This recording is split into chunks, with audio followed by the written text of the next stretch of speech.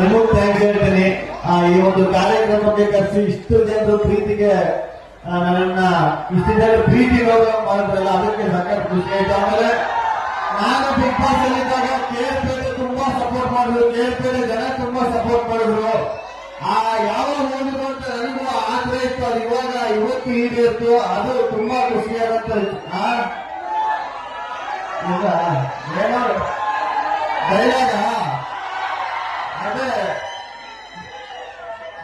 ಆ ತೀವ್ರ ಹೋಗ್ತೀರ ಎಣ್ಣೆನು ನೀಟಿದ್ರು ಅರಳಿಸ್ಬೇಕು, ಮುಂದೆ ಮುಂದೆ ಉಳಿಸ್ಬೇಕು, ಬದಲಿಸ್ಬೇಕು, ಕಟಾಯಿಸ್ಬೇಕು.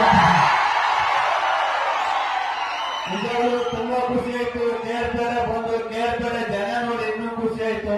ನಿಮ್ ಪ್ರೀತಿ ಪ್ರೋತ್ಸಾಹ ಯಾವಾಗ್ಲೂ ಕೇಳಿ. Mallikarjun sir, thank you sir.